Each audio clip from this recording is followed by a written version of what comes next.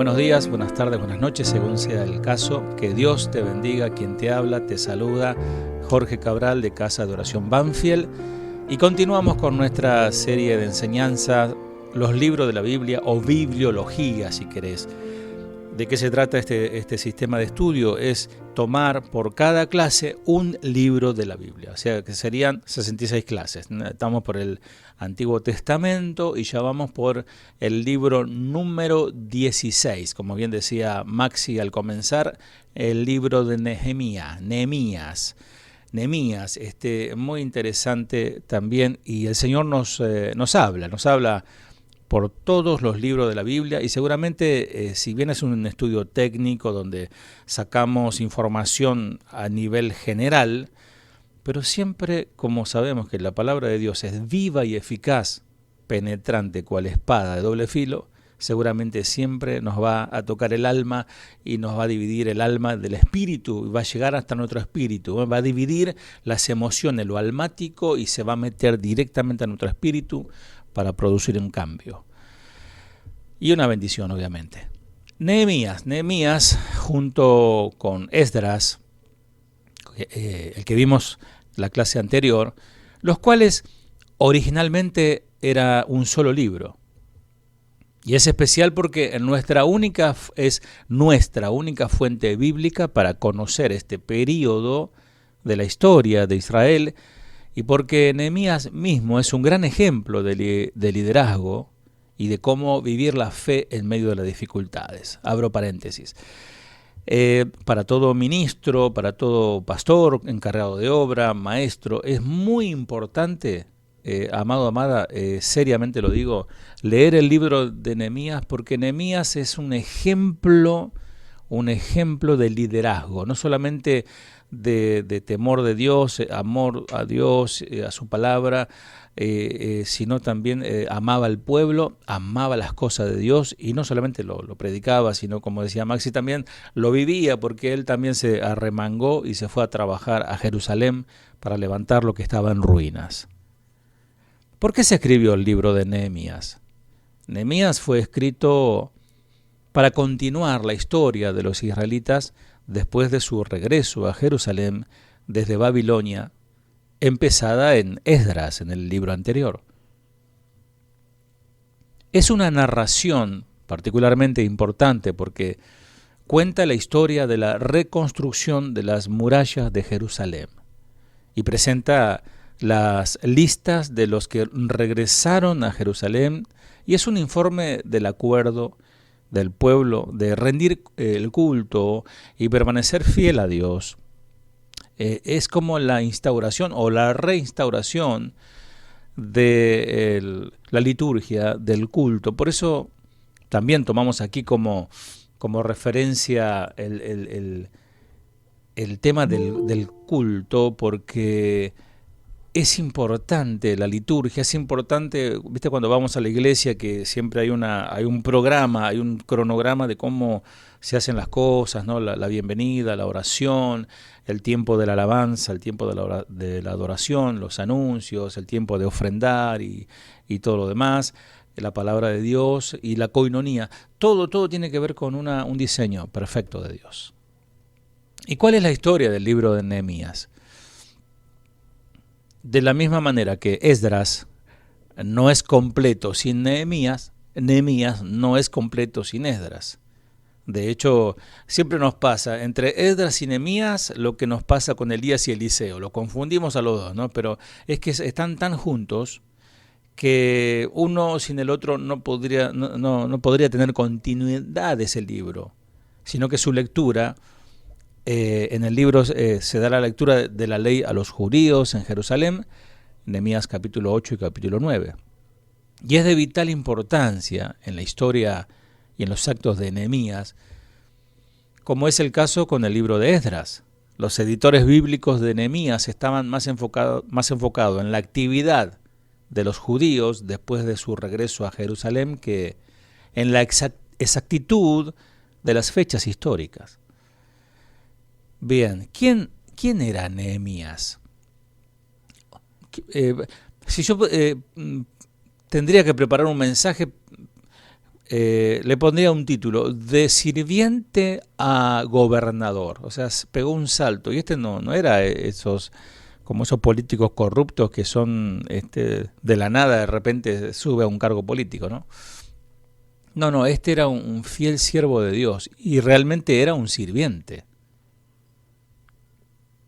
Era el esclavo personal y de absoluta confianza del rey Artajerjes, que había alcanzado un alto rango en la corte persa. También era un hombre, algo muy interesante a destacar y tomar en cuenta, de gran humildad. Y tenía la gracia de Dios. Entonces, esa gracia le producía a este hombre una habilidad, como podríamos llamarle dones o talentos, y él tenía un poder de persuasión, pero no era él, sino que era Dios en él. Por eso también saco así rápidamente, ¿no? este pensamiento, esta enseñanza. Cuando uno está sometido a Dios, dice, aprended de mí que soy manso y humilde de corazón, dice el Señor, ¿no? Si nosotros somos humildes, somos sumisos, somos siervos. Cuando hablamos de siervos no hablamos de grados honoríficos, ¿no? Porque hoy es siervo, el gran siervo, dice, y viene en la alfombra roja el otro, ¿no? Y se sienta en un trono allá arriba. No, estos siervos eran realmente siervos, con toda la palabra, con todo el peso de la palabra, siervo. Cuando uno es siervo y abre la boca y habla, produce algo. Tiene un poder de persuasión que no es de él, que viene del Espíritu a través de la palabra.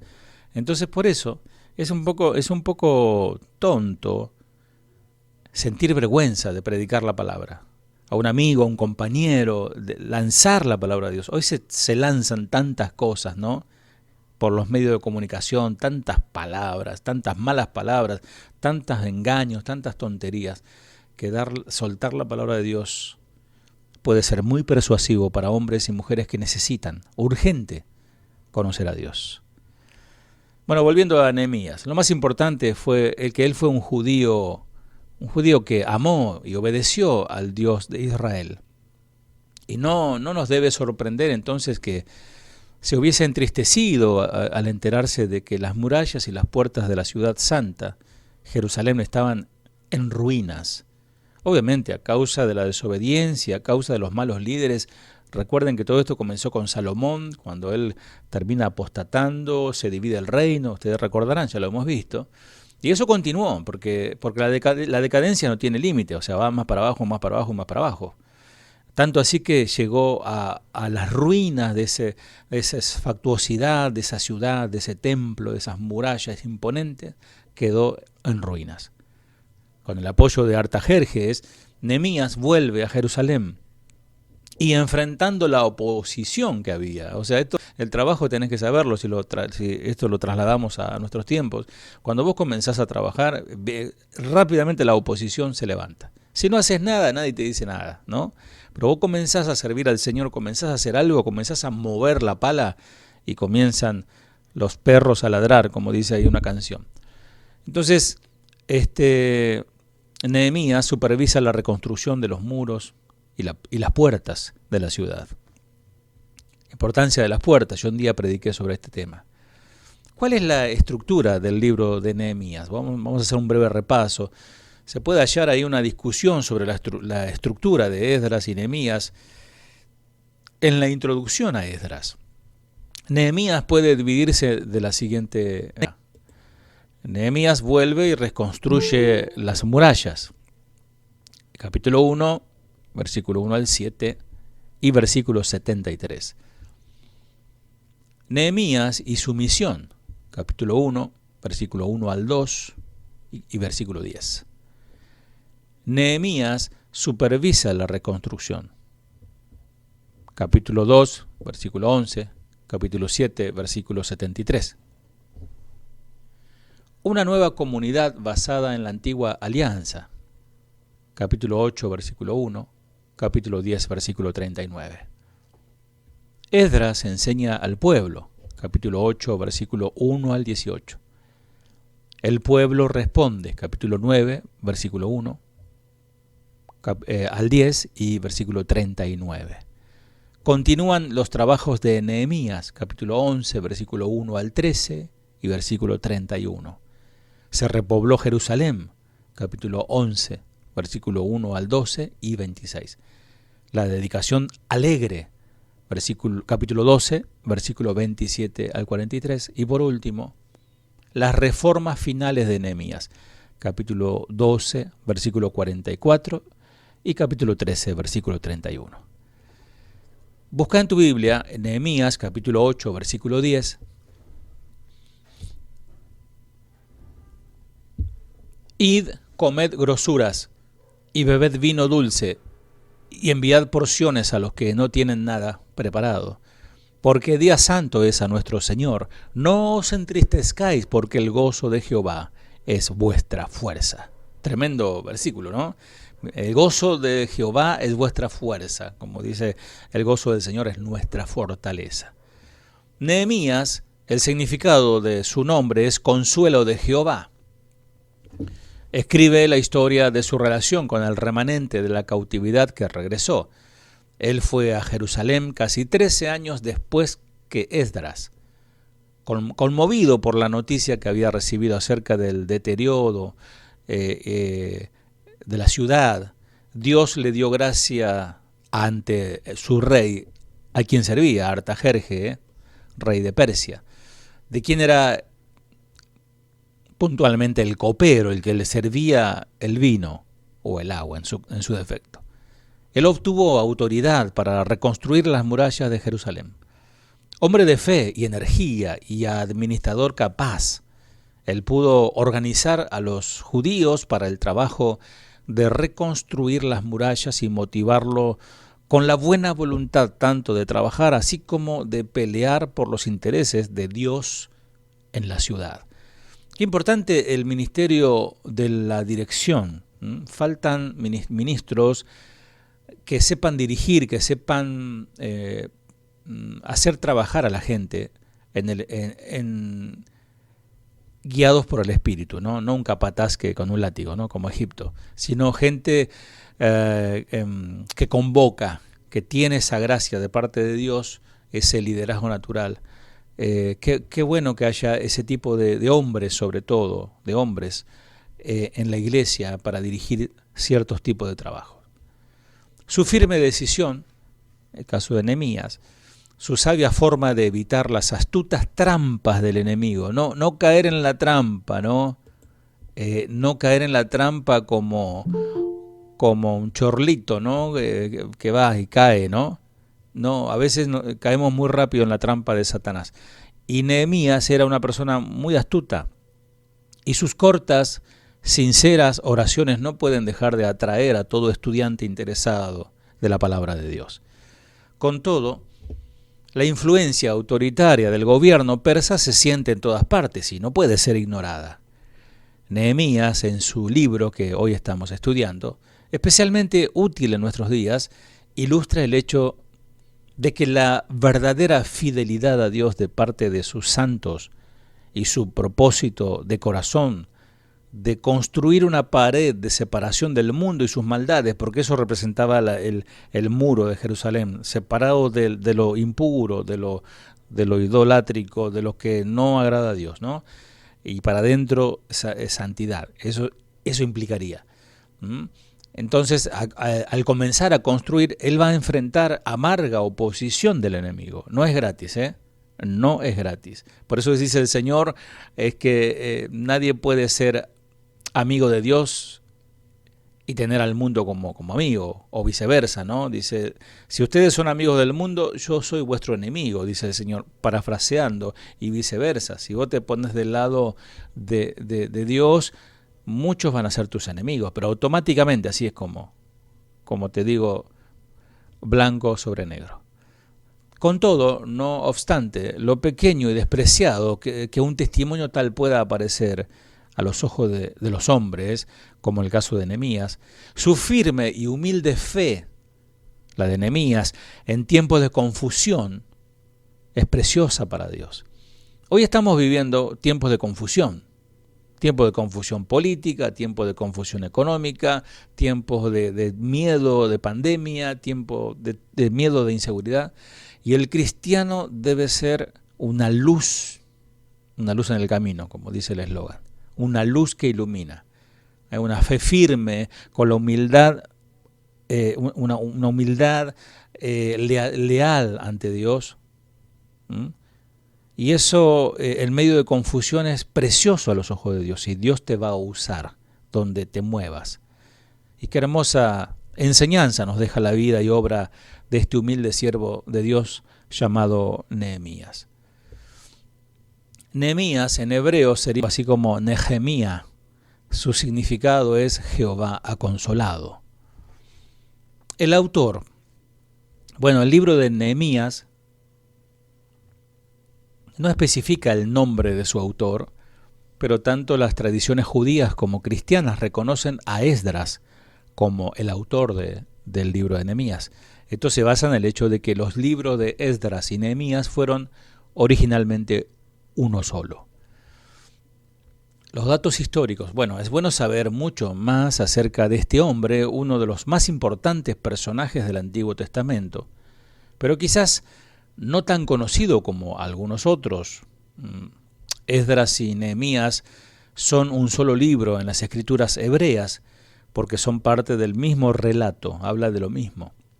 De hecho, los libros de Esdras y Nehemías y Esther corresponden todos ellos al mismo periodo general de la historia de Israel. En nuestras Biblias han sido invertidos en el orden cronológico en el que sucedieron. Este dato es interesante. En otras palabras, de hecho, Esther aconteció cuando Dios comenzó a moverse en medio de la cautividad de Israel, con el fin de hacer que la nación regrese a su tierra. Eso fue poco después de la mitad de los 70 años que había profetizado otro profeta, Jeremías, que iba a durar la cautividad de Israel. Dios hizo que Esther, una joven doncella judía, ascendiese al trono de Persia como reina, y fue su esposo, el rey Asuero de Persia, el antecesor de Artajerjes. Eso para ir ubicándonos, ¿no? Vos tenés los libros de la Biblia y ahí están emparentados. Ahí sí se menciona en los primeros capítulos de Nehemías inclusive. Este rey pagano dio la orden de que Nehemías regresase a Jerusalén a reconstruir las murallas de la ciudad. La fecha de la escritura de este libro que estamos estudiando hoy fue escrito probablemente entre el año 445 y 420 a.C. Veamos un poquito la cronología de aquel tiempo. Destrucción de Jerusalén, los cautivos van a Babilonia, año 586 a.C. Regresan los primeros cautivos a Jerusalén, 538. Se termina el templo, 516, siempre antes de Cristo. Comienza a reinar Asuero en Persia, 486, ahí lo tenés. Comienza a reinar Artajerjes I en Persia, año 465. Esdras llega a Jerusalén, año 458. Estamos hablando casi 5 siglos antes de Cristo, ahí estamos. Nehemías llega a Jerusalén, se termina el muro, 445. Nehemías regresa a Babilonia, 433. Nehemías regresa a Jerusalén, 432. Y por último, Malaquías comienza su ministerio, año aproximado 430 a.C.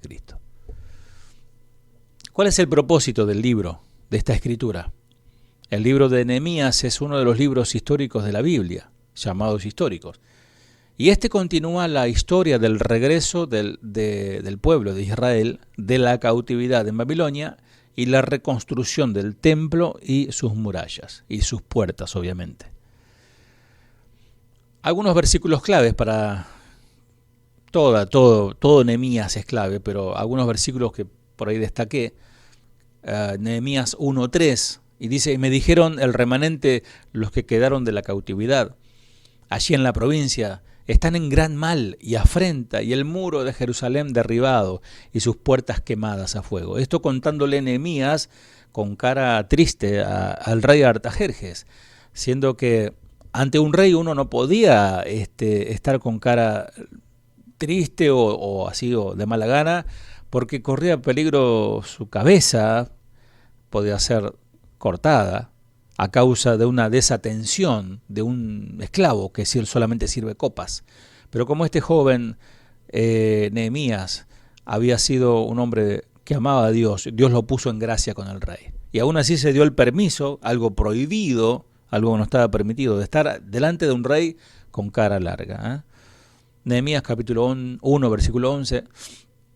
Te ruego, oh Jehová, esté ahora atento tu oído a la oración de tu siervo y a la oración de tus siervos, quienes desean reverenciar tu nombre. Concede ahora buen éxito a tu siervo y dale gracia delante de aquel varón. Tremenda oración de Nehemías. Nehemías capítulo 6, versículo 15 al 16. Dice, fue terminado pues el muro el 25 del mes de Elul, en 52 días. Y cuando lo oyeron todos nuestros enemigos, temieron todas las naciones que estaban alrededor de nosotros, y se sintieron humillados y conocieron que por nuestro Dios había sido hecha esta obra. Y por último, Nehemías 12:43. Este versículo me gusta mucho. Dice, aquel día se ofrecieron muchos sacrificios y todos nosotros, hombres y niños, hombres, mujeres y niños, estuvimos muy contentos, pues Dios nos había llenado de alegría. El gozo que había en Jerusalén se podía oír desde muy lejos. Esto me recuerda esa vez que Salomón, ¿se acuerdan?, consagra el templo y el templo se llenó de humo. Y mientras alababan a Dios y cantaban, y dice que los ministros no podían entrar no, por la gloria que había en ese lugar, que yo anhelaba que en nuestras reuniones pueda acontecer algo así, ¿no? Y que podamos tener esa impronta de Nehemías 12:43. Dice, estuvimos muy contentos en la casa de Dios, ¿no? El lugar se había llenado de alegría porque el gozo que había en Jerusalén se podía oír desde lejos. Que podamos cantar al Señor sin temor. A veces con los barbijos uno, qué sé yo, puede hacer que cante y no canta nada, no se ve nada. Pero qué bueno aún con barbijo poder cantar al Señor y levantar las manos, ¿no? Y adorar al Señor con toda nuestra fuerza, como lo hacen algunos de nuestros amados hermanos que no tienen ningún temor de alabar al Señor con libertad. Bueno, breve resumen de nuestro libro Nehemías. Espero que no se hayan dormido allí del otro lado, pero ya estamos concluyendo nuestra enseñanza. Nehemías era un hebreo en Persia. Otro lindo, a mí me gustan mucho los títulos, no sé si se habrán dado cuenta. Un hebreo en Persia, ¿no? Un hebreo, si fuese argentino, un hebreo anclado en Persia, en vez de en París, en Persia. Cuando escuchó la noticia de que el templo de Jerusalén había sido reconstruido, su preocupación creció sabiendo que no había muros que protegiera a la ciudad. Nehemías pidió a Dios ser utilizado para salvar la ciudad. Dios responde su oración tocando el corazón del rey persa Artajerjes. Mira cómo Dios responde las oraciones. Si tu jefe no quiere soltar el aumento, pedirle al Señor, ¿no? Pero siempre dice el Señor, nos recuerda que pedimos mal, porque a veces pedimos para nosotros solos, ¿no? Para nuestros deleites personales. Pero si ponemos nuestra mirada en el Señor y su obra, vas a ver cómo el Señor te va a bendecir y va a haber en sobreabundancia. Y Artajerjes fue tocado por la mano de Dios, quien no solo le dio su bendición, también sus ministros para utilizarlos en el proyecto. Nehemías obtuvo el permiso del rey de regresar a Jerusalén, donde fue hecho gobernador. Qué tremendo. Interesante dato. Nehemías, el rey le ofrece custodia y un montón de cosas, y él se niega a recibirlo, porque ellos llevaban muchas riquezas en dinero para poder hacer el trabajo. Y cuando ellos tenían que cruzar un territorio muy extenso, y en aquellos tiempos, como ahora, no había motochorro, había camello chorro, ¿no? Que te llegaban y te desvalijaban. Y bueno, ahí el Señor, ahí por eso él ora y como es y pide protección del Señor. A pesar de la oposición y acusaciones, el muro fue construido y los enemigos silenciados. La gente inspirada por Nehemías ofrendó diezmos y mucho dinero, materiales y la mano de obra para completar el muro en increíbles 52 días, a pesar de mucha oposición. Insistimos con este concepto, ¿no? Ellos fueron generosos para la obra del Señor, ¿no? Sin embargo, este esfuerzo unido duró poco, porque Jerusalén cayó nuevamente en la apostasía cuando Nehemías se ausentó por un tiempo. A su regreso, después de más o menos 12 años, como le dije, encontró los muros fuertes, pero la gente debilitada.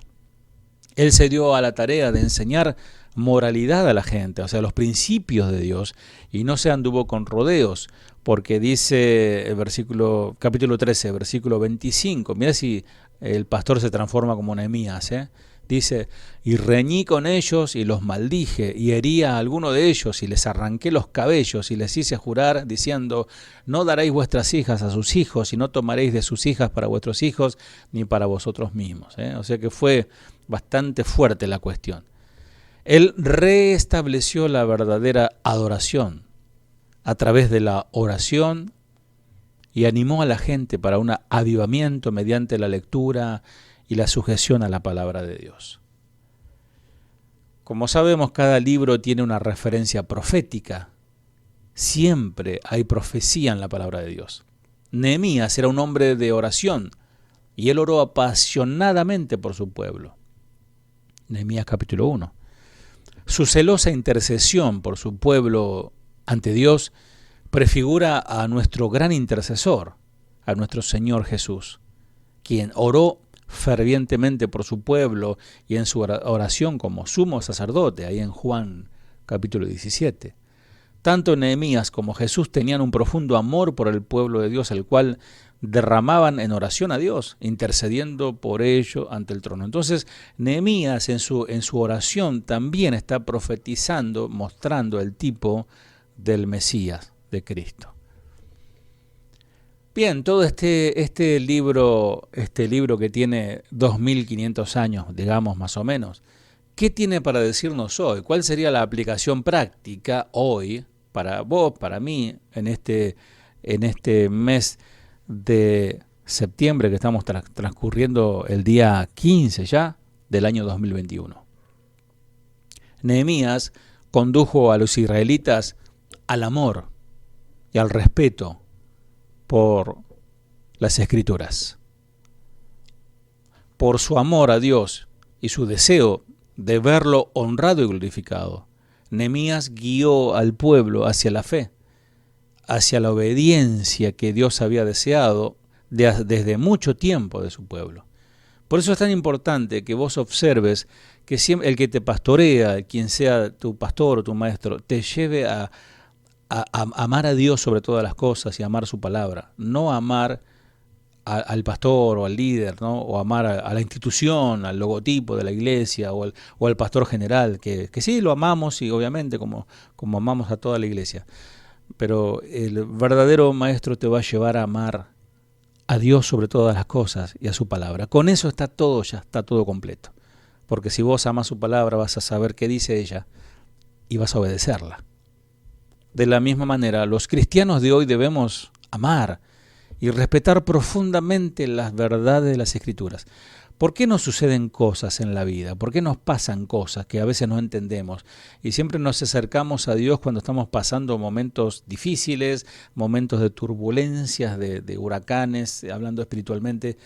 Es porque hemos abandonado el amor a Dios sobre todas las cosas y a su palabra. Si nos aferramos a la palabra, si acatamos su ley y la cumplimos, como le dijo el Señor a Josué, todas las cosas, dice, todo lo que hagas, ¿qué le dice? Todo lo que hagas te saldrá bien.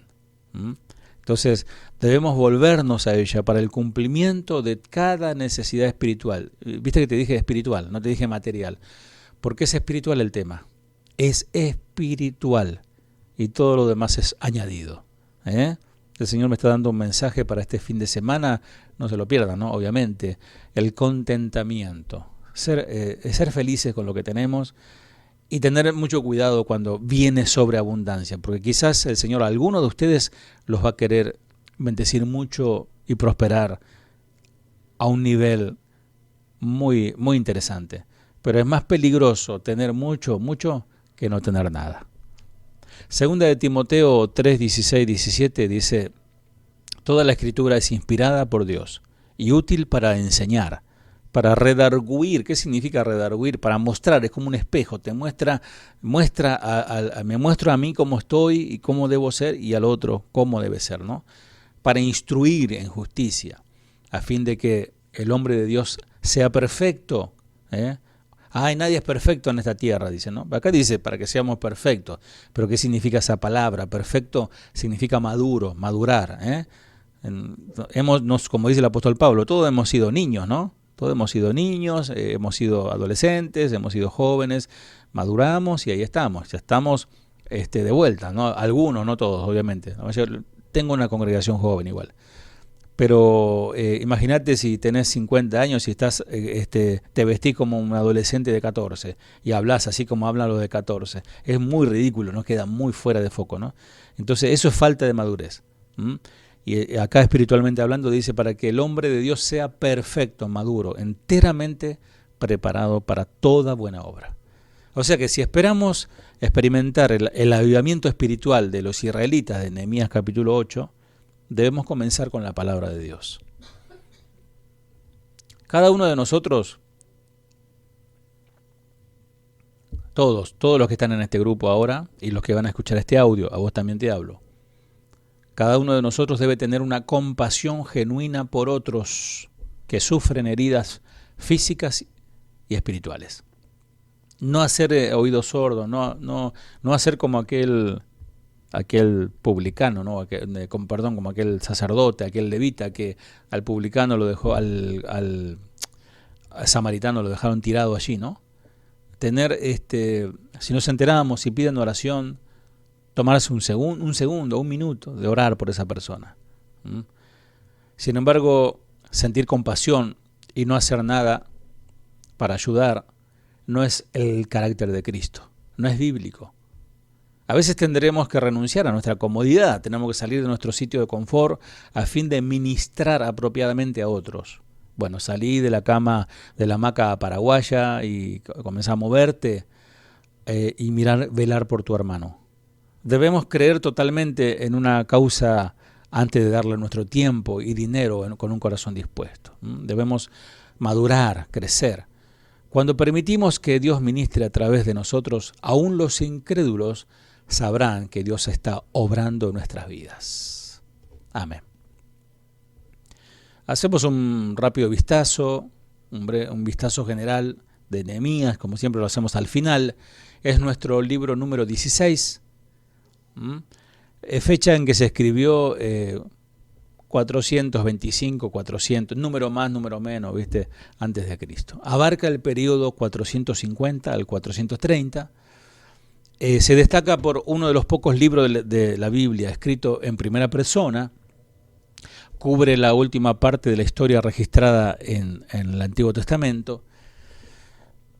Historias famosas que incluyen, veamos dos solamente. Nehemías hace que los líderes de Israel dejen de cobrar impuestos a los retornados del gran exilio, porque ya era un abuso y explotaban a los que venían.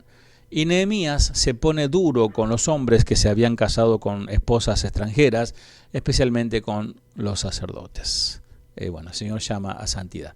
Bueno, si el Señor nos dice otra cosa, el próximo día de clases continuaremos con el libro que sigue. Que Dios te bendiga.